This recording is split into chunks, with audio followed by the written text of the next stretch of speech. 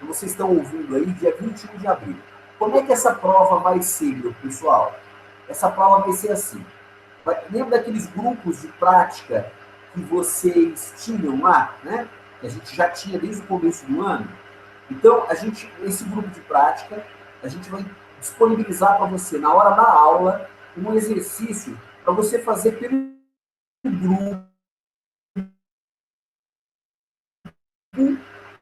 E esse exercício vai ser encaminhado lá na entrega de trabalhos no portal. Você vai em grupo, você pode aí se reunir ou no WhatsApp, ou você pode se reunir no Skype, né? Ou no celular. Você vai reunir o seu grupo, vai montar a peça para mim, vai montar o exercício da peça e vai me encaminhar lá no portal, na entrega de trabalhos, em grupo, tá? Com o nome de todos os integrantes do grupo, e aí nós vamos corrigir.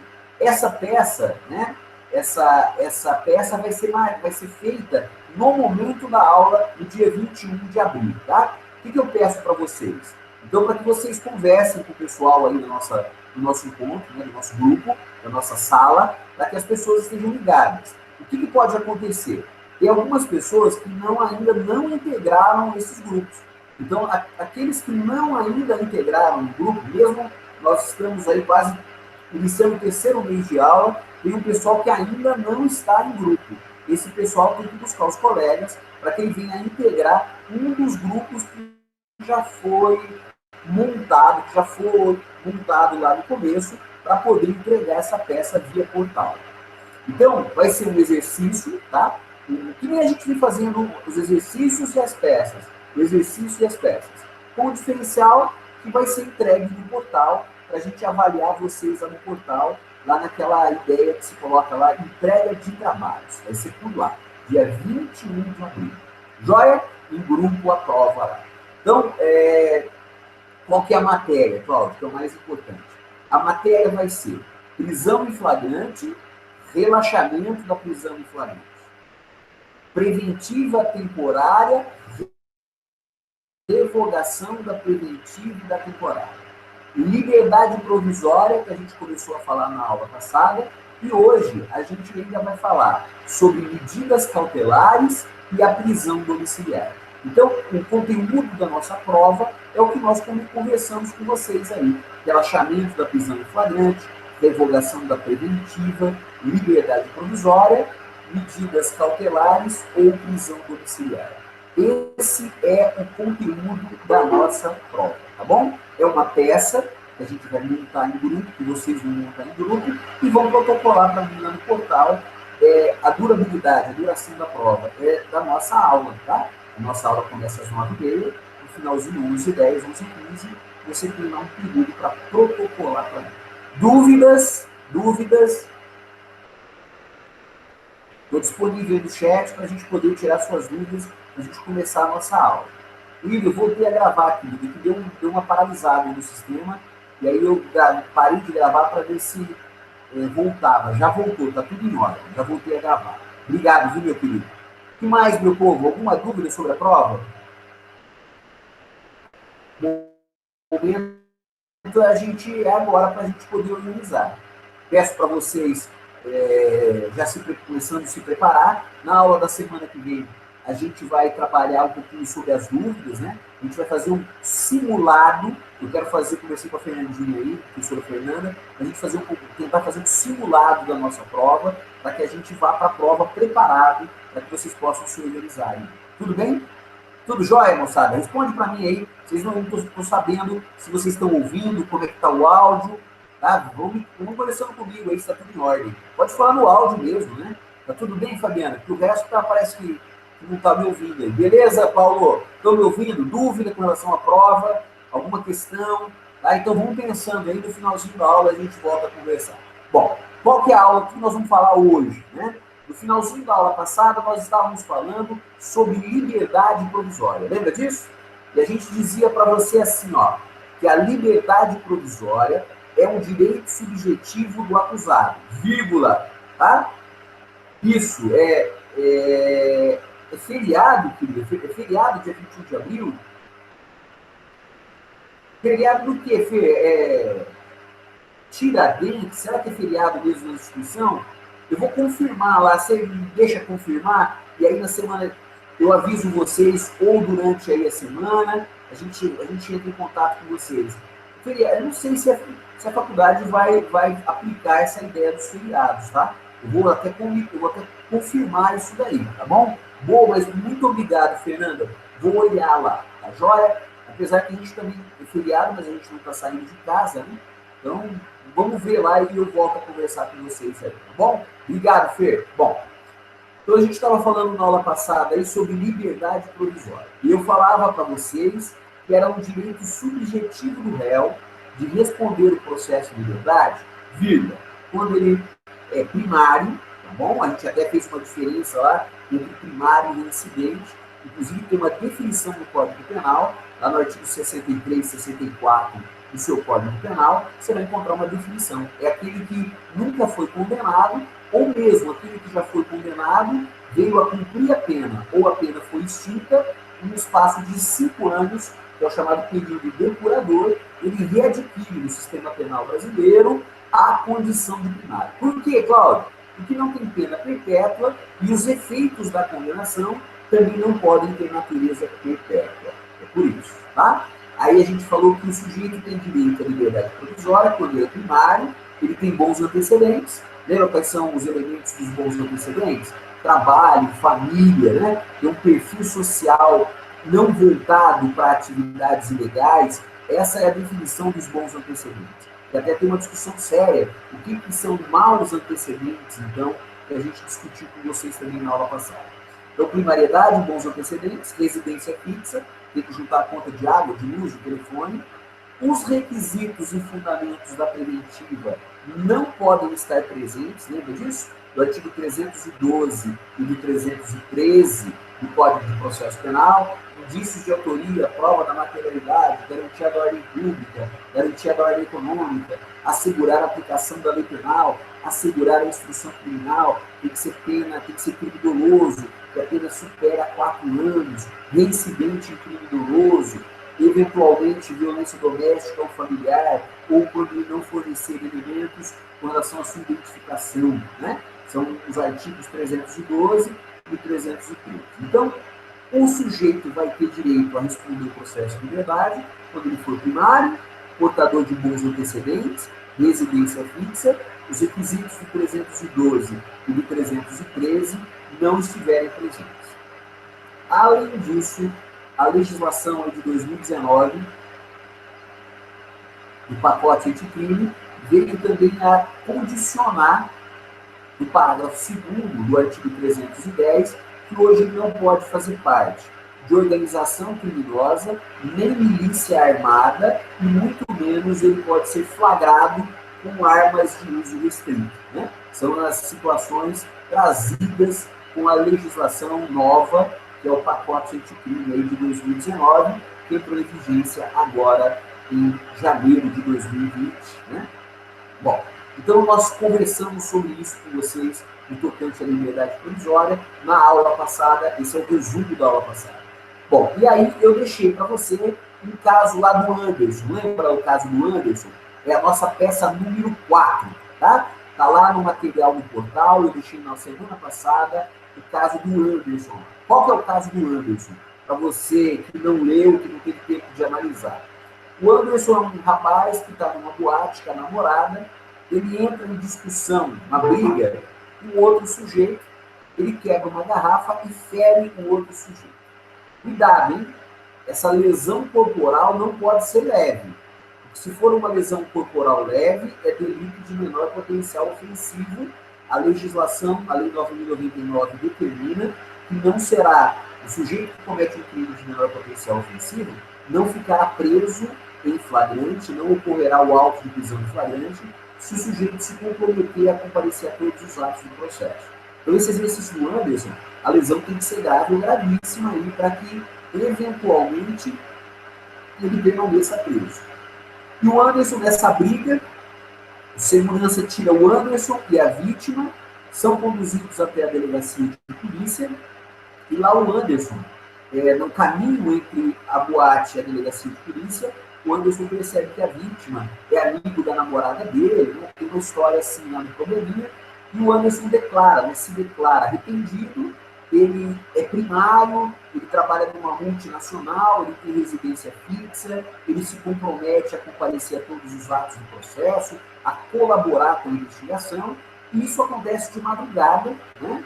E o delegado não toma providência e, consequentemente, a família do Anderson, o Anderson estando recolhido lá na delegacia de plantão, a família do Anderson comunica você, como advogado, para que você solucione esse imbróglio, esse problema. Esse é o exercício do Anderson.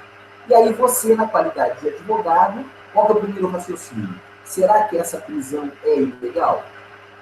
Em tese, se você for analisar a fundo o problema do Anderson aí, tem a primeira ilegalidade, talvez, né, seja a ilegalidade de que, se for um delito de menor potencial ofensivo, ele não pode ficar preso flagrante se ele se comprometer a comparecer a todos os atos do processo. Então, se for uma lesão corporal leve, o delegado não poderia mantê-lo à prisão.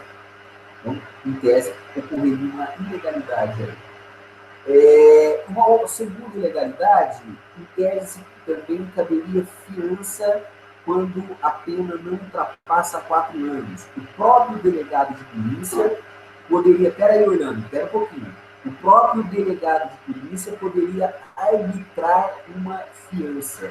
E aí, eventualmente, o delegado poderia libertar o Anderson. E aí, Orlandinho, se você pensar nessas duas ilegalidades, a peça não seria liberdade provisória, a peça seria relaxamento da prisão em flagrante, porque, com base nessas duas situações, em tese poderia ter uma ilegalidade. Mas a ideia nossa aqui é tentar fazer a liberdade provisória. Então vamos partir do pressuposto que o exercício aí, que a lesão corporal seja uma lesão corporal extremamente severa, grave, né? Para tentar fugir dessas questões aí. E aí, se você fosse montar uma peça de liberdade provisória, você teria que avaliar, inclusive no probleminha aí traz, né, todos os requisitos exigidos para uma petição de liberdade provisória. Até, Orlando, você poderia fazer pedido subsidiário, meu querido. Numa peça só, você poderia fazer o pedido de relaxamento e de forma subsidiária, caso o juiz não relaxar, que o juiz venha conceder a liberdade provisória com fiança ou, eventualmente, com medidas cautelares. Lembra que a gente falou para você? Só toma cuidado, Orlando, que, às vezes, esses pedidos que nós estamos falando para vocês, na vida real, eles são feitos oralmente na audiência de custódia, tá? Você deveria fazer esses questionamentos na frente do juiz na audiência de custódia. A gente está fazendo aqui em forma de peça para poder verificar como é que é o argumento. Mas isso, na vida real, seria feito oralmente na audiência de custódia, ok? E quando se a gente fosse fazer aí ou a liberdade provisória ou subsidiariamente a liberdade provisória, primeiro item que a gente tem que lembrar quando a gente monta uma peça, o endereçamento, a competência. Lembra que na peça passada lá, a moeda falsa era de competência da Justiça Federal. Então, a primeira dúvida, eu preciso verificar se é do juiz estadual, se é do juiz federal, a competência para análise dessas peças. De maneira mais abrangente, eu preciso logo lembrar se é do juiz federal, se é do juiz estadual ou se é do tribunal. Eu preciso, essas três questões eu tenho que analisar. Justiça estadual, Justiça federal, ou se o meu endereçamento vai ser encaminhado ao tribunal. No nosso caso ainda, nós estamos falando ou tratando da justiça em primeiro grau. Então, nós não estamos tratando da justiça em grau de recurso ou mesmo dos tribunais. Portanto, o nosso endereçamento seria ou para o juiz estadual ou para o juiz federal. Na sala, nas duas primeiras aulas, o pessoal me questionou também se ele poderia fazer o endereçamento para o juiz da audiência de custódia. Eu falei, excelente, é isso mesmo. Na verdade, na vida real, a gente faria isso oralmente na audiência de custódia. Mas poderia ser em forma de peça para aquele que eventualmente tem dificuldade, não gosta muito de falar. Né? Na verdade, essa habilidade a gente tem que treinar também. Bom, então, o endereçamento aí para o juiz estadual, né?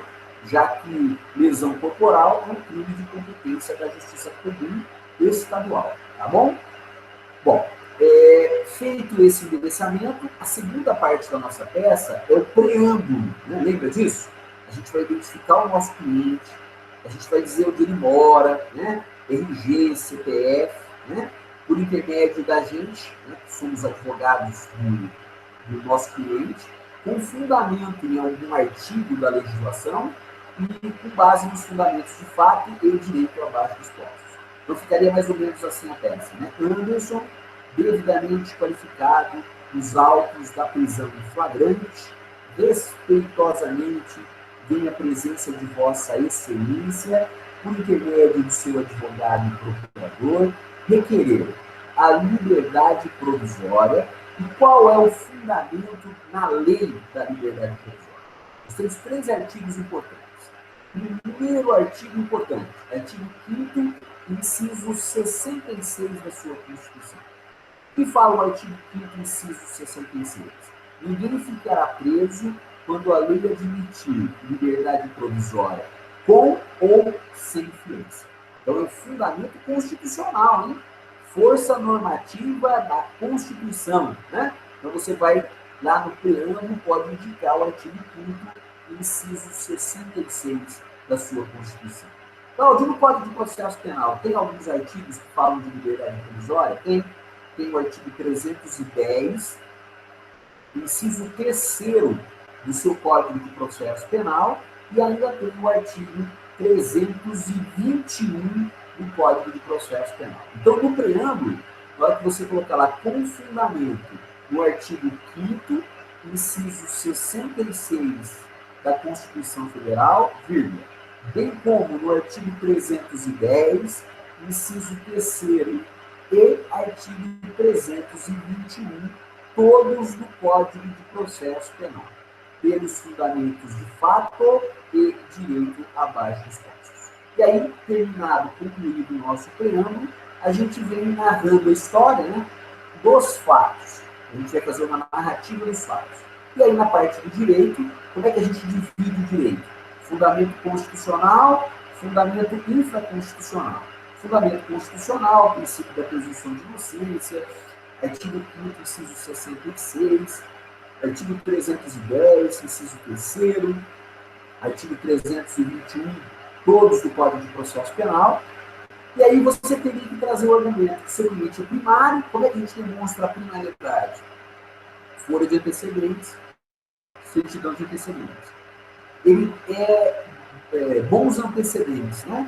Ele trabalha numa empresa, tem carteira de trabalho, né? Tem família, tem uma boa conduta social, tem residência fixa, contas de água, luz, telefone, e que os requisitos da preventiva não estão presentes, né? Nem a garantia da ordem pública, os fundamentos da preventiva não estão presentes. Nem a garantia da ordem pública, nem a garantia da ordem econômica, nem assegurar a aplicação da lei penal, nem assegurar a instrução criminal, e a liberdade dele não vai trazer nenhum prejuízo para o andamento do processo. Tá?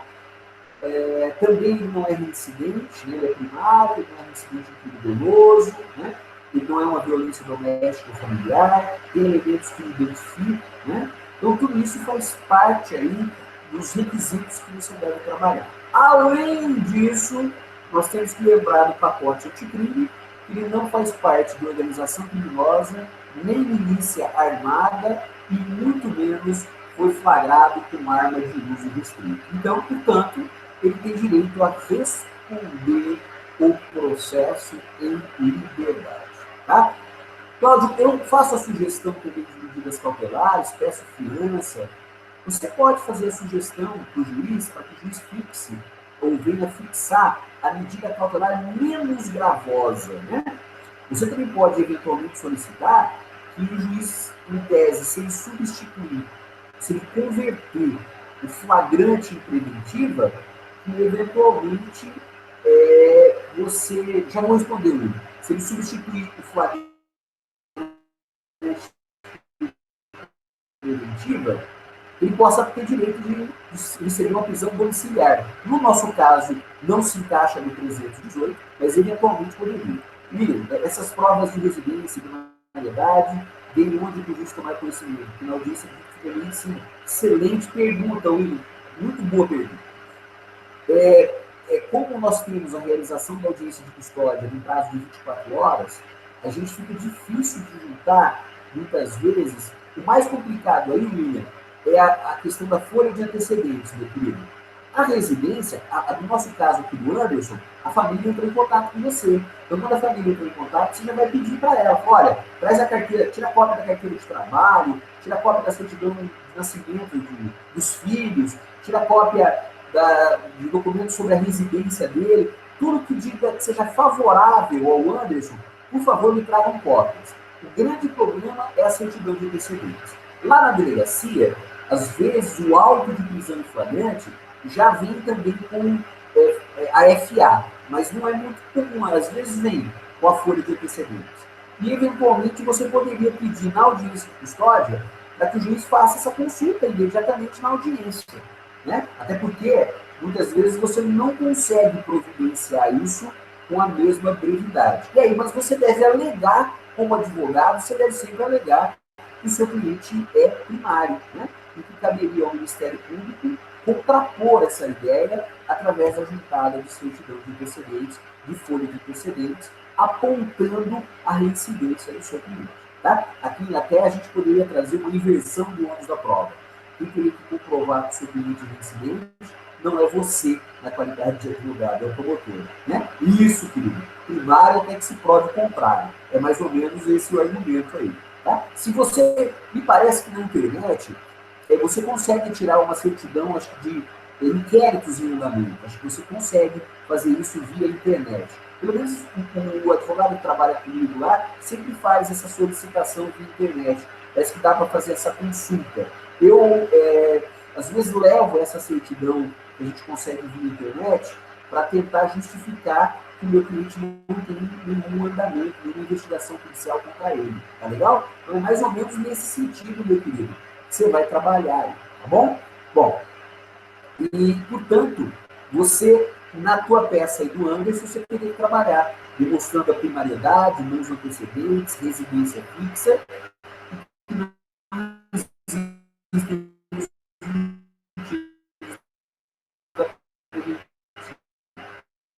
para concluir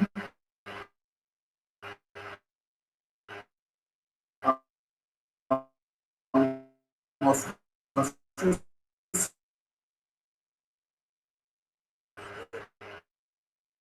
na verdade, está travando, cuidado que é o seu computador aí, Orlando, né? Pode ser o seu computador também. Eu estou vendo aqui, estou vendo meu sinal de internet aqui, ele está, por hora, está tudo jóia. Pode ser que seja o seu computador aí, dá uma olhadinha. Bom, mas eu vou... travou aqui também? Travou só o áudio, moçada? Está travando também, a filmagem. Voltou? Beleza. Infelizmente, moçada, de vez em quando vai travar aí, né? Ou quase sempre vai travar. O vídeo também está gravando, está travando, tá? Melhorou. Bom, vamos lá então.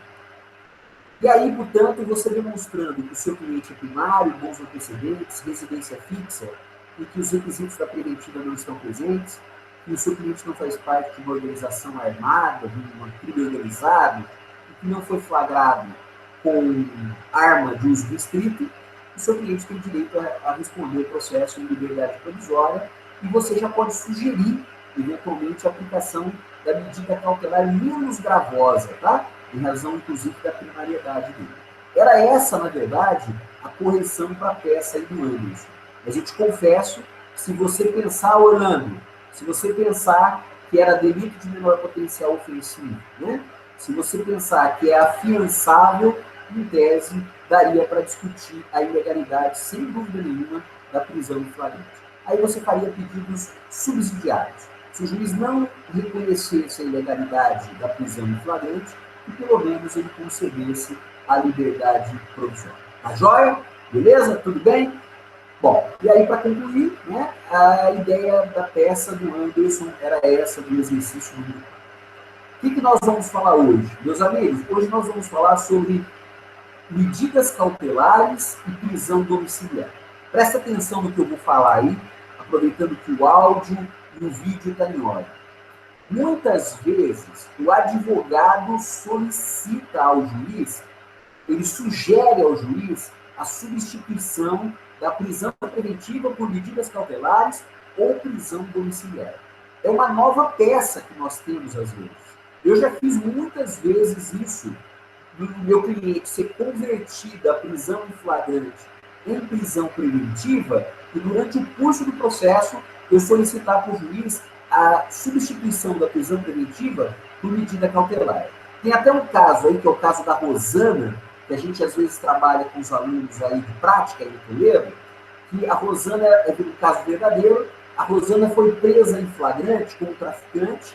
Na audiência de custódia, o juiz converteu a prisão em flagrante em prisão preventiva, e na unidade penitenciária, a Rosana descobriu que estava grávida. E era uma gravidez de risco, porque ela estava tendo uma hemorragia. E aí eu peticionei para o juiz dizendo que ela estava grávida, era uma gravidez de risco, e que ela não poderia continuar presa provisoriamente, preventivamente. E aí o Ministério Público se manifestou favoravelmente, né? Juntando aos autos, solicitando, inclusive, informações à penitenciária onde a Rosana estava presa, e o juiz libertou a Rosana, substituindo a prisão preventiva pela prisão domiciliar do artigo 318. Né? Então, às vezes, a gente pede durante o andamento do processo a substituição da preventiva ou por medidas cautelares ou pela prisão domiciliar. Isso é comum, né? Eu falava até na outra sala que isso é feito numa peça, muitas vezes, né? Com endereçamento, com preâmbulo, né? Com os fundamentos de fato, de direito, de pedido, né? É uma peça tranquila, uma peça que a gente já está acostumado a fazer. A única coisa que a gente vai solicitar ao juiz é a substituição da prisão preventiva por medida cautelar ou da prisão preventiva por prisão domiciliar. Isso, portanto, também é uma nova peça, em tese, que surge aí dentro do universo da prática penal. Tá legal? Então isso é importante a gente também ter essa noção. Mas que é medida cautelar?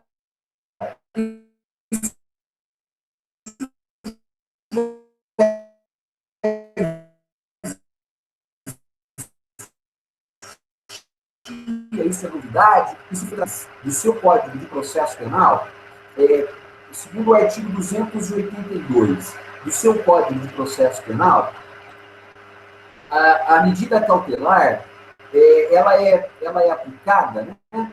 Ela é aplicada, segundo o artigo 282, o juiz deve avaliar a necessidade para a aplicação da lei penal, para a investigação ou instrução criminal, nos casos expressamente previstos para evitar a prática de infrações penais. Então, o primeiro elemento, é possível, é necessária, né, para a aplicação da lei penal, a medida cautelar, ao invés de prender o sujeito. O segundo requisito que o juiz deve ter, uma adequação dessa medida cautelar à gravidade do crime, né?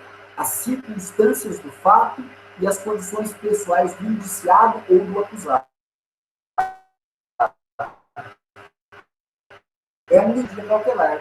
Lembrando que as medidas cautelares, elas podem ser isoladas ou cumulativas, mais de uma medida cautelar.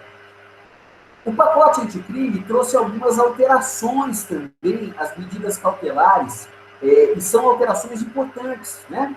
A primeira alteração trazida com essas medidas cautelares substitutivas da prisão preventiva é que elas são decretadas pelo juiz a requerimento, a requerimento das partes. Então, você, na qualidade de advogado, tem essa missão de requerer a aplicação da medida cautelar, muitas vezes em substituição à prisão preventiva. E também pode ser solicitada pelo delegado ou pelo Ministério Público. Ressalvados casos de urgência ou de perigo de ineficácia da medida cautelar, o juiz pode autorizar em 5 dias para que você, na qualidade de advogado, se manifeste sobre essa medida cautelar, para que você, inclusive, obedeça você não, o seu cliente, né, venha a obedecer às obrigações impostas com essa medida cautelar. Então, é uma situação também de novidade, uma novidade. Então, se o juiz não der essa oportunidade, pode ser discutida a ilegalidade da decretação, né? Então, é uma situação importante também. Uma outra alteração trazida é que, no caso de descumprimento de qualquer das obrigações trazidas aí com a medida cautelar, o juiz, mediante requerimento do promotor, do assistente, do querelante, poderá substituir a medida. Exemplo, o juiz tinha fixado lá o comparecimento periódico a juízo. E aí percebe que o cara não está indo, não está comparecendo. O juiz pode determinar o recolhimento domiciliar, o juiz pode substituir esse comparecimento periódico por uma tornozeleira eletrônica, né, por um monitoramento eletrônico, o juiz pode realizar isso, né? Ou até impor uma outra medida para tentar agravar a situação do sujeito. Ou, em último, decretar a prisão preventiva. E aqui, né, Paulo, você tinha uma discussão que você trouxe para mim lá no parágrafo 4º, do parágrafo 5º do artigo 282, que aparentemente há um conflito com o artigo 311 do Código de Processo Penal sobre a impossibilidade atualmente do juiz decretar a prisão preventiva de ofício, né? Porque aqui, eventualmente, o juiz pode exercer o poder geral de cautela dele de ofício. E lá o juiz não pode decretar de ofício a prisão preventiva, né? Seu questionamento é extremamente importante, né, para demonstrar que existe uma falta de sintonia entre a legislação, né, uma desproporcionalidade no tocante às regras, né? Por que aqui ele pode de ofício e lá na decretação da preventiva não poderia? Ou se iguala ou não há elemento que possa justificar essa desigualdade. Porque aqui, segundo o parágrafo 5º, o juiz poderá, de ofício ou a pedido das partes, revogar a medida cautelar ou substituí-la quando verificar a falta de motivo para que subsista, bem como voltar a decretá-la se sobrevierem razões que a justifiquem. É o grande questionamento que se coloca aí. Bom, a prisão preventiva, né, inclusive é importante destacar, somente será determinada quando não for cabível a substituição por uma medida cautelar. Ou seja, reforça aqui no parágrafo 6º a natureza excepcional da prisão preventiva. O que eu quero dizer com isso? Né? Essas alterações do pacote de crime estabelece que, se possível, o juiz, antes de decretar a prisão preventiva, antes de converter o flagrante em preventiva, ele deve conceder ao réu o direito de responder o processo de liberdade, ou com uma fiança, ou com outras medidas cautelares trazidas pelo artigo 319. Percebam que é uma excepcionalidade no tocante à prisão preventiva. Essa é a temática, né? Essa é a temática no âmbito das medidas cautelares. E o que nós temos mais aqui também de relevante? Sobre as espécies dessas medidas cautelares, que inclusive é uma discussão desde 2011, se elas são taxativas ou se o juiz pode inovar. A doutrina e a jurisprudência, a maioria da doutrina e da jurisprudência, determinam que as medidas cautelares seriam taxativas, tá? São só essas que a lei prevê. O juiz, em tese, pelo Poder Geral de Cautela, não poderia determinar outras medidas cautelares, a não ser essas que estão previstas na legislação processual penal. Um outro debate é se haveria possibilidade da chamada detração penal. Já ouviram falar disso? O que é detração penal? O tempo que o sujeito está sujeito à medida cautelar pode ser computado ao final, se ele vier a ser condenado. E aí a jurisprudência vem se debatendo ainda sobre isso. Eu acredito que, vou dar uma definição minha aqui, um posicionamento meu, eu acho que aquelas medidas cautelares que restringem efetivamente o direito de ir e de vir, me parece que seria possível utilizá-las como detração penal. Ou seja, se o sujeito ficou lá 6 meses com tornozeleira eletrônica e recolhimento domiciliar, esses 6 meses deveria ser computado também para recálculo do regime prisional, e poderia ser abatido do tempo da prisão. Esse entendimento meu é um entendimento que não é um entendimento minoritário. O entendimento é que a medida cautelar já é um benefício para o acusado. E por ser um benefício ao acusado, ela não poderia ser utilizada também no caráter da detração penal. Ela não poderia ser utilizada para abater ou para fazer o cômputo, né, para abater o total da pena fixada ao final da sentença. Joia? Bom, Cláudio, quais são essas medidas cautelares? Isso não é novidade para você já viu o Jurandir falando aí, mas só para a gente ter uma visão de novo aqui. Nós temos 9 medidas cautelares, meus queridos, 9. Então, taxativamente, o artigo 319 coloca lá. Primeiro, comparecimento periódico no juízo, né, para informar e justificar suas atividades. Né? Inclusive, o sujeito que, às vezes, está respondendo em liberdade com a fixação dessa medida cautelar do artigo 319, inciso 1º, ele vai lá no fórum falando assim, eu quero assinar. Né? Esse assinar pode ser que ele esteja em regime aberto, pode ser que ele esteja em livramento condicional, ou pode ser que ele esteja sujeito à medida cautelar do artigo 319, inciso 1º, né? Esse comparecimento periódico, né, pode ser mensal, pode ser quinzenal, pode ser trimestral, é o juiz que vai avaliar a situação.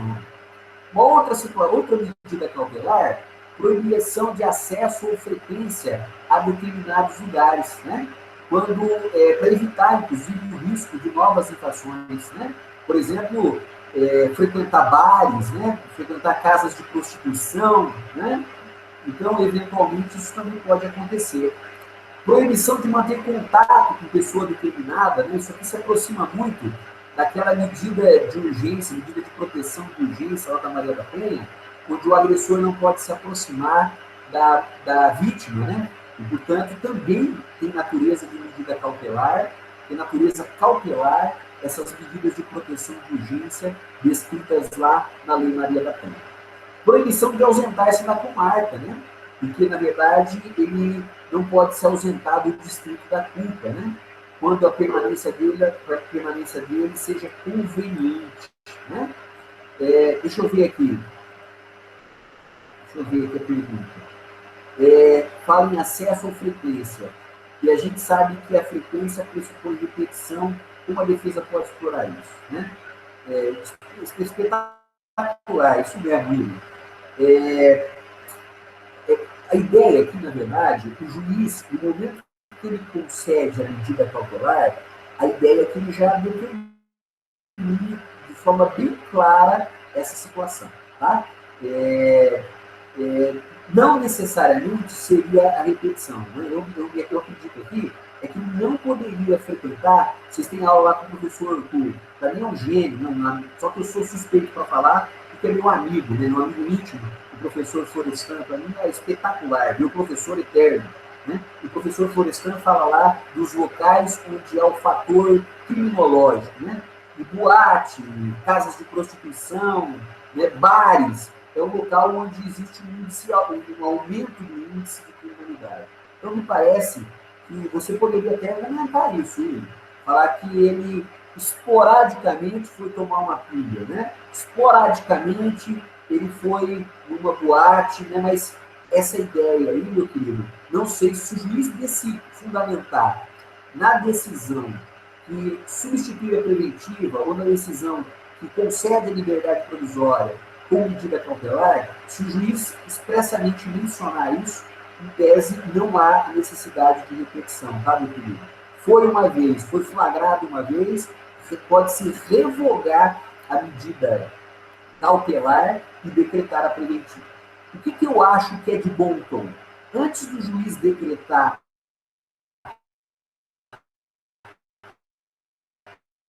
revogar a medida cautelar pelo contraditório efetivo, o juiz deve dar oportunidade para o advogado do sujeito se manifestar. Tentar justificar, às vezes, o injustificável. Né?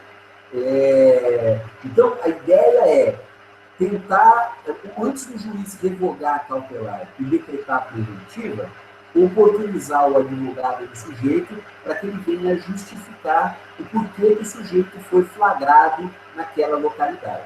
E aí depois, ouvindo o Ministério Público, aí depois o juiz vem eventualmente a revogar. Eu tenho um caso interessante, só para a gente conversar sobre casos reais, um caso que, na verdade, não é uma medida cautelar aqui do artigo 319. É uma medida protetiva de urgência lá da Maria da Penha. O meu cliente vivia em união estável com a companheira, ele a agrediu verbalmente, o juiz fixou uma distância, né, na verdade, que o agressor ficasse distante da vítima, e um belo dia, o meu cliente foi lá na casa da vítima, e a vítima, com temor, ligou para a polícia, e a polícia foi lá, no momento lá, tirou o meu cliente da casa dela, e isso chegou ao juiz, e o juiz pediu para que eu me manifestasse por que o meu cliente estava descumprindo a medida protetiva de urgência de não se aproximar, ou de que ele estava desobedecendo a determinação judicial para não se aproximar da vítima. E aí o argumento nosso era que ele precisava de um documento, de um carnê de IPTU, para pagar IPTU dos imóveis que pertenciam ao casal, já que ainda não tinha sido realizado o divórcio, né? Isso, no caso concreto aí, deu certo, tá? Mas isso, na verdade, não foi verdadeiro, tá? Ele foi lá porque a ex-mulher dele estava saindo com outra pessoa e ele foi lá para tirar satisfação com ela. Na verdade, essa mentira criada no nosso contexto aqui, nesse caso deu certo, mas poderia muito bem ter dado errado, tá? E aí o juiz revogaria, faria a revogação da medida cautelar e decretaria a prisão preventiva dele. O que seria mais acertado, eu talvez como juiz faria isso, tá? Eu como juiz daria oportunidade para o advogado se manifestar, para justificar o porquê que ele se aproximou da vítima, né? E por que ele estava se aproximando, mesmo tendo ciência de que ele não poderia se aproximar mais da ex-mulher, e, portanto, estaria descumprindo uma medida de proteção de natureza de urgência, mas eu decretaria a prisão preventiva dele para que evitasse até um eventual homicídio. A gente está cansado de ver aí de situações onde o agressor não cumpre reiteradamente as medidas protetivas de urgência lá na Maria da Penha, e infelizmente a mulher, a vítima, a mulher, a esposa, ex-esposa, ex-namorada, vem a óbito em razão disso, tá? O que mais aqui? A tela que está sendo espelhada aqui. Aí agora, voltou aí? É que eu estou falando sobre medida cautelar, tá? Eu estou falando sobre a medida cautelar e já voltou a tela aqui, a minha cara, não? Deixa eu voltar aqui. Voltou ou não?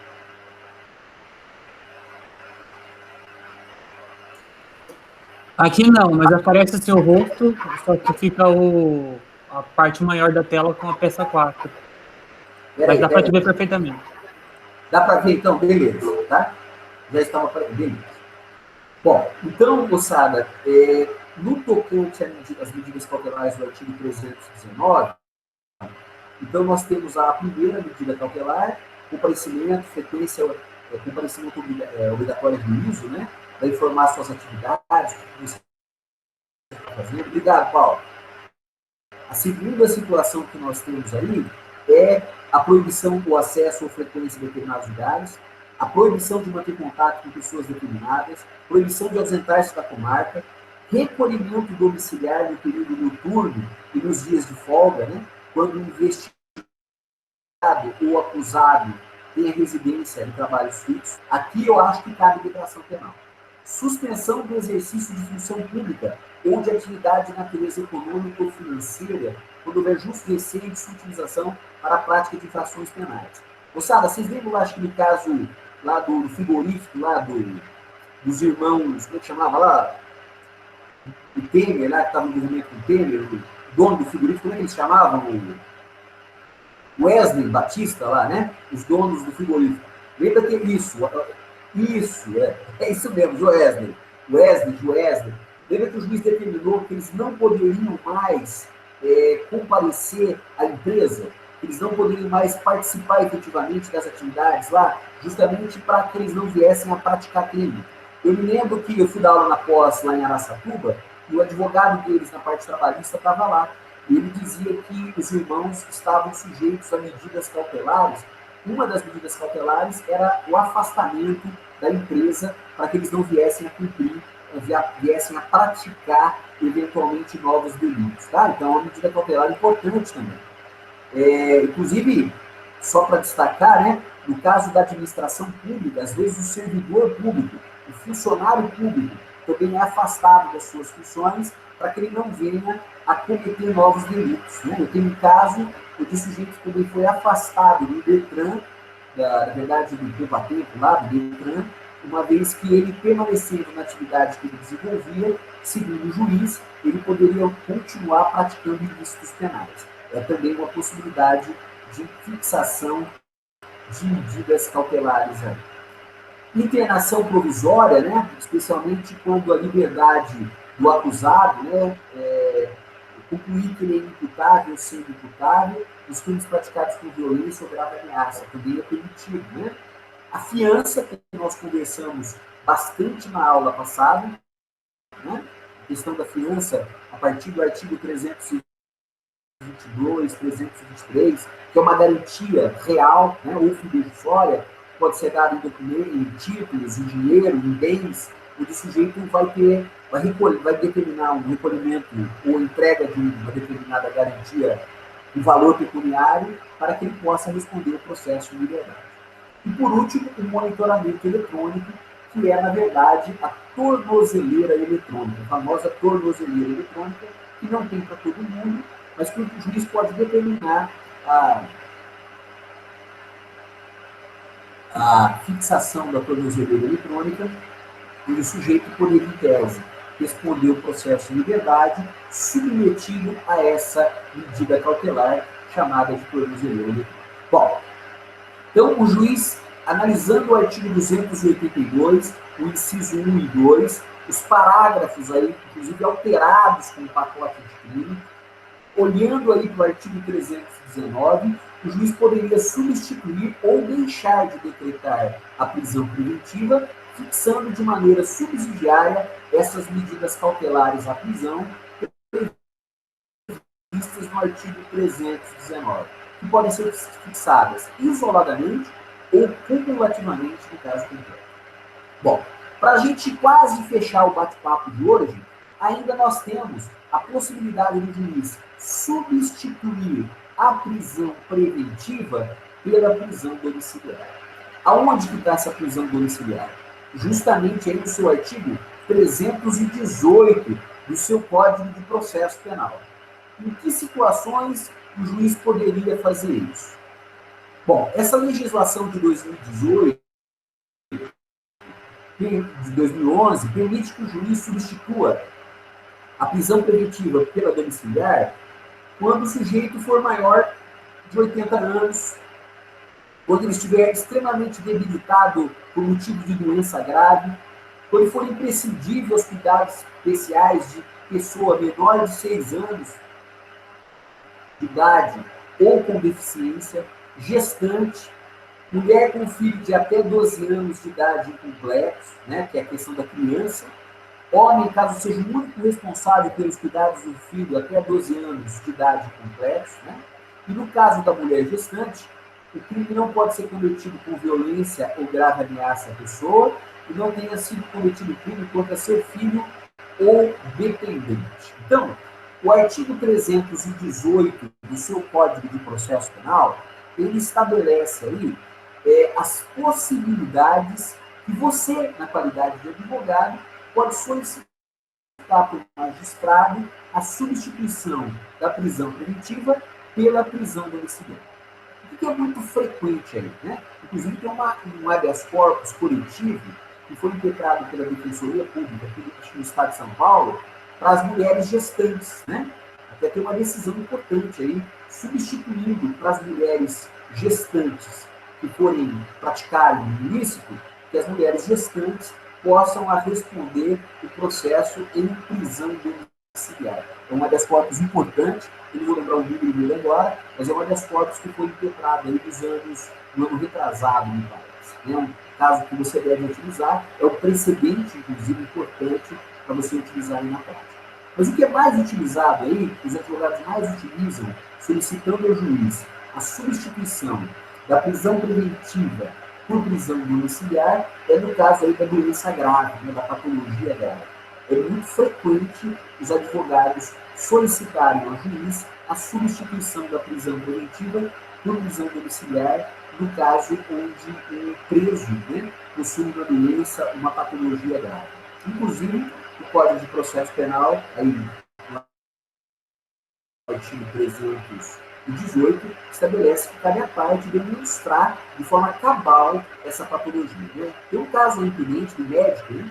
Do médico que estava sendo acusado lá está sendo acusado por estupro contra vulnerável, onde o advogado dele, em sede de habeas corpus, conseguiu a fixação da prisão domiciliar em razão da patologia cardíaca apresentada por esse acusado. Né? Então, isso é bastante comum, o pedido de substituição da prisão preventiva por prisão domiciliar nos termos do artigo 318.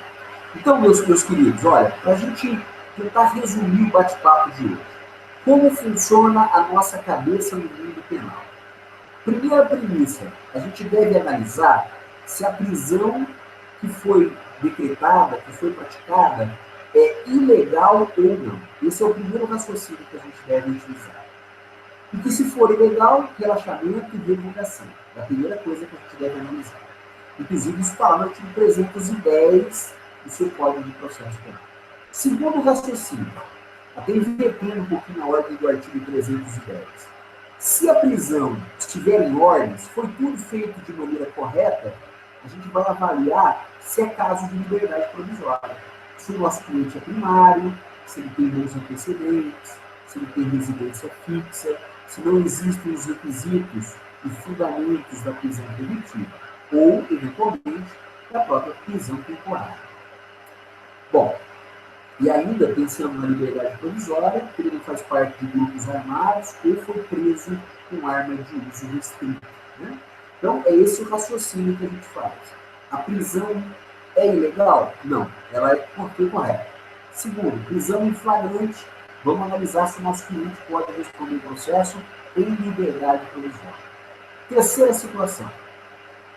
A gente ainda pode pensar, então, se não é caso de legalidade de prisão, não é caso de liberdade provisória, nós temos que partir para a possibilidade, se o nosso cliente está preso preventivamente, a gente pode pensar na possibilidade de substituição da prisão preventiva ou pela fixação de medidas cautelares do artigo 319, ou, se for possível, pela substituição da prisão preventiva pela prisão domiciliar do artigo 300. Então, o que eu quero resumir com vocês?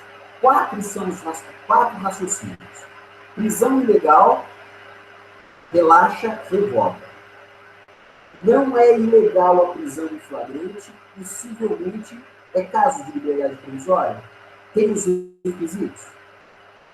Terceiro raciocínio de maneira subsidiária. É possível substituir a prisão preventiva por medidas cautelares?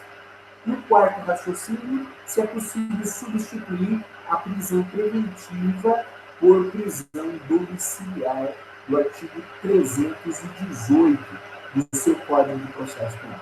Se nada disso for possível, a gente vai impetrar um habeas corpus. E esse é o próximo raciocínio que nós começaremos a ter aqui com vocês a partir da semana que vem, de terça-feira. Na terça-feira que vem, qual que é a minha proposta? Né? A gente discutir as suas dúvidas, eu fazer um apanhado, a gente vai fazer um exercício para a gente treinar para a nossa prova do dia 21, né? Se é que vai ser, né, Fer? Dia 21 de abril, que é dia de Tiradentes, a gente precisa verificar lá, tá? E se for cabível domiciliar, Orlando, não precisa nem pedir a medida cautelar. Não precisa nem pedir a medida cautelar. Então, a gente vai, se nós tivermos, na terça-feira que vem, a gente vai fazer um simulado.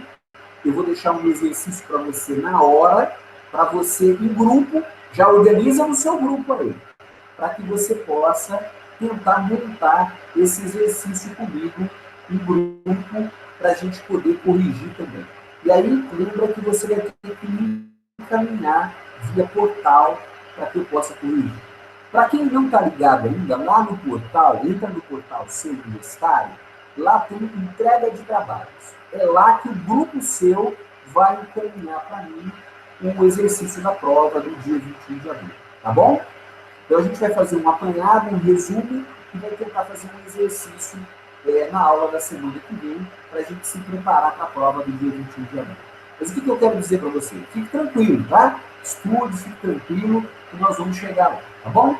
Dúvidas? O que vocês têm aí de dúvida com relação à prova, com relação a eventuais questionamentos, né? Abrir o chat aí para ver se você tem alguma questão. O professor é o Paulo, professor. Fala, Paulo. Eu queria aproveitar para perguntar dessa peça do Anderson, como é lesão corporal, necessariamente deveria haver um laudo médico, certo? Certo. O duro, né, Paulo? Você tem razão, né? Na verdade, aqui, para fixação, se for lesão corporal gravíssima, né, o sujeito tem que ser atestado que ele ficaria mais de 30 dias, né? E aí isso não dá para fixar, muitas vezes, no momento da realização do auto de prisão em flagrante, né? Na verdade, é um exercício que a gente deixou para vocês, inclusive esse exercício do Anderson, está lá. Eu trouxe lá do livro de prática, lá da biblioteca digital. Tá? Na hora, eu coloquei para vocês, não tinha como voltar atrás, e aí eu deixei aí para a gente poder discutir. Mas sem dúvida nenhuma, Orlando, Paulo, né, que essa prisão aí é totalmente arbitrária, né, é ilegal. Na verdade, lesão corporal de natureza leve não vai ser feita a prisão em flagrante de forma nenhuma. Né? Eu estou falando só porque aí no probleminha fala de primariedade, bons antecedentes, residência fixa, que é, na verdade, a liga para você lembrar da liberdade provisória. Tá? Mas, em tese, seria muito difícil o juiz manter a prisão nessa briga entre o Anderson e o amigo da namorada dele. Até uma situação também, o delegado não teria como, me parece até que na lesão corporal lá, em todas as situações, eu não me lembro bem as penas, não lembro se foram alteradas. Parece que caberia até fiança, né? Se caberia fiança, não tem como manter-o preso, né? Sendo até 4 anos, o próprio delegado de polícia iria fixar o valor da fiança e iria libertar o Anderson, né? E, portanto, não haveria nem a questão o delegado, em tese, concederia liberdade para ele com a fixação da fiança. Beleza, Paulo?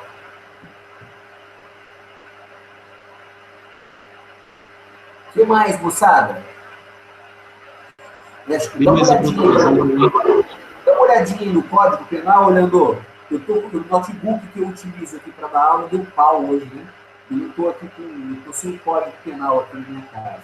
Dá uma olhadinha. Na grave, se for 5 anos, aí, em tese, o delegado não pode fixar eventualmente a fiança, teria que ser o próprio juiz. Mas, segundo, fica difícil o delegado fixar, né? Na verdade, estabelecer um critério.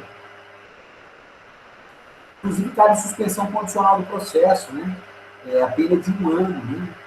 Dificilmente iria manter a prisão do Anderson aí nesse exercício que a gente deixou. Mas pode procurar lá, se vocês quiserem, eu até passo o exercício que estava lá no portal. Eu peguei lá desse livro e coloquei. Mas ele tem furo, tá? Esse exercício, ele tem furo. O que mais, meu povo? Na prática, muitas vezes, o juiz convencido de que o sujeito é primário, bons antecedentes, o juiz até determina de ofício a concessão da liberdade provisória. Às vezes o advogado nem questiona, mas o juiz concede, né? Até como critério de proteção ao direito de liberdade. Às vezes o advogado não faz o questionamento, Às vezes o promotor do fiscal da lei se manifesta nesse sentido, né? E o próprio juiz, às vezes, concede liberdade provisória, independentemente do pedido do advogado, né? O juiz também deve avaliar a legalidade da prisão e a necessidade da prisão no caso concreto. O que mais, meu povo? Professor Paulo. Fala, Paulo. Essa tese de aplicar aos antecedentes o período depurador de 5 anos da reincidência é minoritária, né, ou não? É minoritária. Na verdade, na prática, Paulo, nós temos, parece aí, 3 categorias, 3 posicionamentos. Inquéritos e processos em andamento e condenações em grau de recurso, isso seria tudo maus antecedentes. Qual que é o problema dessa primeira tese? A súmula 444 do STJ, que a gente aplica aqui por analogia. Se inquéritos em andamento não pode ser utilizado como elemento para culpabilidade, lá no artigo 59, ele não pode ser utilizado aqui como maus antecedentes. Tá? E também um argumento de que processos e sentenças passíveis de recurso militam em favor do preso, do acusado, o princípio da presunção de inocência. Esse seria o primeiro questionamento. Até o Fernando Caprez, o livro dele não tem esses posicionamentos. Segundo posicionamento, só a sentença condenatória passível de recurso, eventualmente, seria maus antecedentes, né? Inclusive reforçada pela tese de que condenação em segunda instância já poderia antecipar os efeitos da pena. Terceiro posicionamento, né? Condenações transitadas em julgado, né? E que já passou o período depurador, só nesses casos continuaria o sujeito com maus antecedentes. Só que qual que é o problema? O problema é que os efeitos da pena não podem ter natureza perpétua.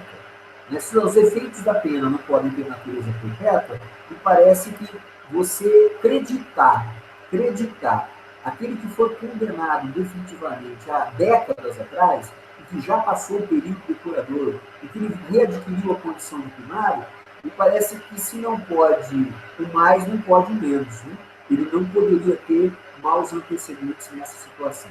Mas eu te confesso que é sempre uma questão problemática e uma questão de discricionariedade do magistrado, né?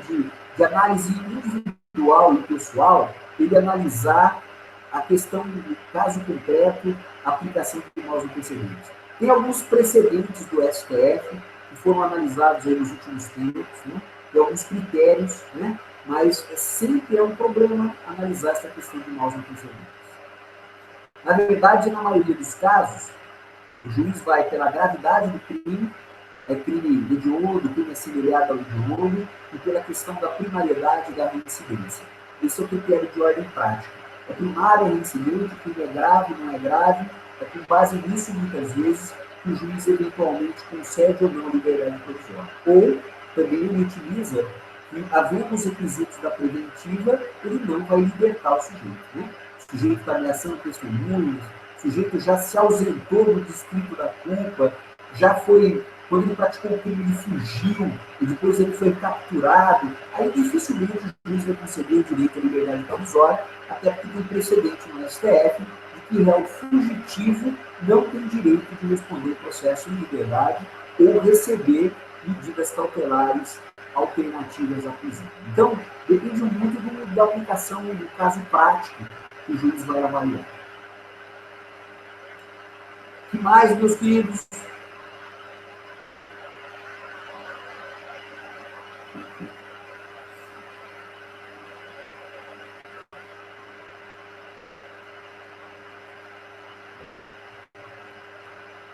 Bom, eu estou à disposição de vocês, tá? Vou pedir para vocês, então, repetir. Na semana que vem, converse com o pessoal do seu grupo, tá bom? Converse com o pessoal do seu grupo, verifique aí com o pessoal do seu grupo, para a gente poder tentar fazer um exercício na aula da semana que vem, para a gente se preparar para o nosso... Eu não vou falar muito em prova, tá? É mais um trabalho que a gente vai fazer com você, vocês para a gente poder, primeiro, documentar o que a gente está fazendo, né? Segundo, também atribuir uma nota para que o nosso trabalho aí continue, né? Joia? Tudo bem então, meu povo? Entenderam aí como que nós vamos trabalhar? Vocês entenderam a minha conversa, a questão da prova, a aula de hoje, né? A correção da nossa peça do Anderson aí, que é meio furada, entenderam?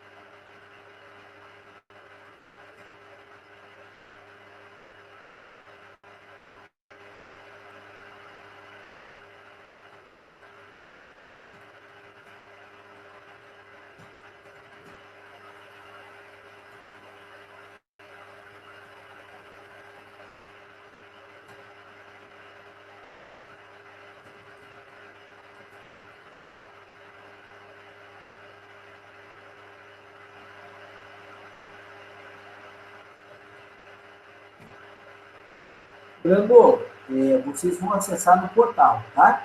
A gente vai começar a aula aqui e depois nós vamos para o portal. Eu já vou disponibilizar o exercício para vocês e, se possível, no finalzinho da aula a gente vai corrigir. Então, a gente vai conversando pelo chat, né? A gente vai conversando por aqui e vocês em grupo vão pensando sobre a peça.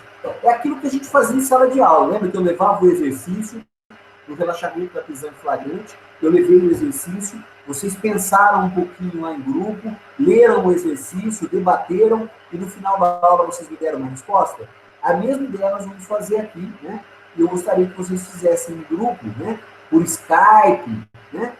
Pelo WhatsApp, que você pode fazer um grupo lá, acho que até com 3, 4, e aí você faça o seu grupo, se organizem, para que a gente possa fazer esse exercício como uma forma de preparo para a prova do dia 21 de abril. Essa é a ideia, tá?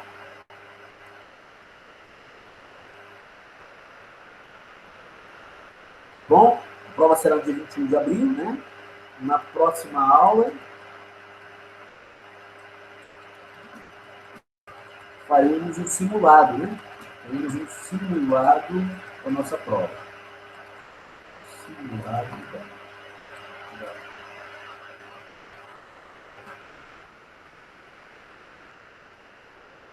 Beleza? Tudo bem? Bom, se vocês não têm nenhum outro questionamento, né? Desejo a vocês aí uma boa semana, que Deus os proteja, né?